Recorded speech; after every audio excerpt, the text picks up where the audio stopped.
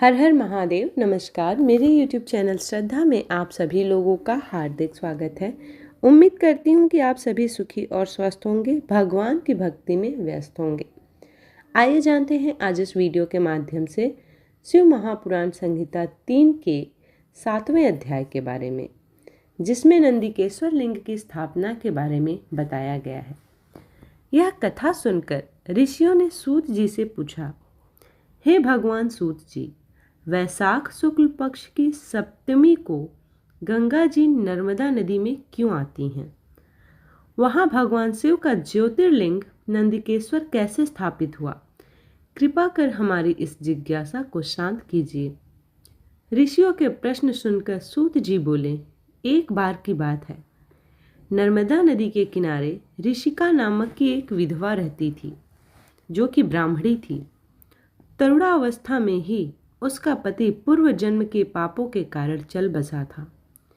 तभी से ऋषिका भगवान शिव के चरणों का ध्यान करने लगी तथा उसने अपना सारा जीवन शिव जी के पूजन, ध्यान और व्रत में लगा दिया। उसने एक पार्थिव लिंग स्थापित किया और महादेव जी की कठोर तपस्या करनी आरंभ कर दी। एक दिन एक बलवान मायावी राक्षस घूमता हुआ उस स्थान पर आया और बोला, विधवा तपस्विनी को देखकर उस पर मोहित हो गया, परंतु वह ब्राह्मणी अपनी आराधना में ही लगी रही। तब वह उसे डरा धमकाकर पाने की कोशिश करने लगा।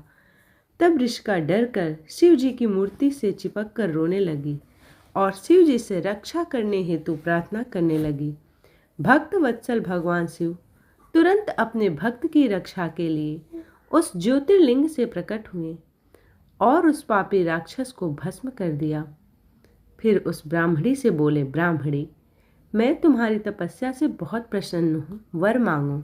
अपने आराध्य त्रिलोकीनाथ भगवान शिव को इस प्रकार अपने सामने पाकर वह दीन ब्राह्मणी शिव जी की स्तुति करने लगी और बोली, हे जगत का कल्याण करने वाले, भक्तों के दुख का नाश करने वाले देवादिदेव भगवान शिव, आपने आज मेरे पतिव्रत धर्म की रक्षा करके मुझ पर बहुत बड़ा उपकार किया है। यदि आप मुझे कुछ देना चाहते हैं तो मेरी एक अभिलाषा को पूरा कीजिए। आप सदा मेरे द्वारा स्थापित इस पार्थिव मूर्ति में निवास करें। ऋषिका के वचनों को सुनकर शिव जी प्रसन्नतापूर्वक उस लिंग में समा गए। उस समय आकाश से फूलों की वर्षा होने लगी। सारे देवता शिव जी की प्रशंसा करते हुए वहां आ गए। उसी समय पतित पावनी श्री गंगा जी भी वहां आईं और उस ब्राह्मणी से बोली, कल्याणी, जहां भगवान शिव का निवास होता है वहां मेरा आगमन अवश्य होता है, इसलिए वैशाख में शुक्ल पक्ष की सप्तमी तिथि को मेरा यहाँ आगमन होगा। ऋषियों, उसी दिन से उस पार्थिव लिंग का नाम नंदिकेश्वर हुआ और उसमें भगवान शिव का वास हुआ और गंगा जी भी प्रत्येक वैशाख शुक्ल पक्ष सप्तमी को वहां आने लगी। यह दिव्य तीर्थ पापों का निवारण करने वाला है। इस पवित्र कुंड में स्नान करने से सभी पाप नष्ट हो जाते हैं और मनुष्य को शिव पद की प्राप्ति होती है। इस प्रकार शिव महापुराण संहिता 3 का 7वां अध्याय समाप्त होता है। अब जानते हैं 8वें अध्याय के बारे में, जिसमें महाबली शिव महात्मा के बारे में बताया गया है। सूत जी बोले, हे ऋषियों, पश्चिम दिशा में कपिला नामक नगरी में कालनेश्वर नामक शिवलिंग है, जिसके दर्शनों से सभी पापों से मुक्ति मिल जाती है। पश्चिमी समुद्र पर सिद्धेश्वर शिवलिंग है, जो सभी कामनाओं को पूरा करने वाला है। इसी स्थान पर बहुत से तीर्थ स्थल हैं। समुद्र के किनारे गोकर्ण नामक सरोवर है। इसमें स्नान करने से ब्रह्म हत्या के पाप से भी मुक्ति मिल जाती है। जो महाबली गोकर्ण सातों रसातल एवं गुफाओं का भ्रमण करते हैं और सदैव शिव जी की पूजन करते हैं, वे शिव रूप को प्राप्त होते हैं। इसी गोकर्ण तीर्थ में जाकर सभी नक्षत्र शिव स्वरूप हो जाते हैं।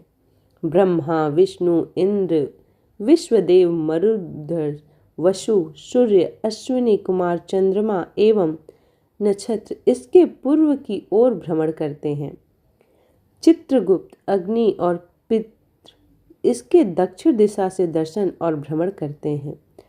वरुण देव गंगा, सिंधु और नर्मदा आदि नदियों के साथ पश्चिम की ओर इस दिशा का वर्णन करते हैं और भ्रमण करते हैं। चंडिका, भद्रकाली, भवानी एवं भूत प्रेत पिशाच इसका दर्शन उत्तर दिशा की ओर से होता है। सब देवता, पितृ, गंधर्व, चारण, सिद्ध, विद्याधर, किम पुरुष, गुहा, खग, वैताल, बलि, दिति और दैत्य पुत्र, मुनिगण एवं सर्प अपनी इच्छाओं की पूर्ति एवं कामनाओं की सिद्धि के लिए देवादिदेव महादेव जी के दर्शन करते हैं। यहाँ स्थापित भगवान शिव की मूर्ति साक्षात मोक्ष प्रदान करने वाली है। माघ माह के कृष्ण पक्ष की चतुर्दशी पर महाबल सदाशिव का पूजन आराधन किया जाता है। इस परम पवित्र प्रतिमा के पूजन से एक चांडालिनी भी अपने पापों से मुक्त हो गई थी और उसे अंत में परम पवित्र शिवलोक की प्राप्ति हुई थी। इस प्रकार शिव महापुराण संहिता 3 का 8वां अध्याय भी समाप्त होता है। करती हूँ कि आज की ये वीडियो आप लोगों को पसंद आई हो। यदि ये वीडियो पसंद आई हो तो वीडियो को लाइक करें, शेयर करें और चैनल को सब्सक्राइब करें। इसी प्रकार की भक्तिभाव और पूजा पाठ से जुड़ी हुई वीडियोस को प्राप्त करने के लिए चैनल को सब्सक्राइब करना बिल्कुल भी ना भूलें। साथ में ही बेल आइकन का बटन ज़रूर दबा दें ताकि मैं जो भी वीडियोस आप लोगों के साथ साझा करूं उसका नोटिफिकेशन आप लोगों को तुरंत प्राप्त हो जाए। मिलते हैं अगले अध्याय में, तब तक के लिए हर हर महादेव।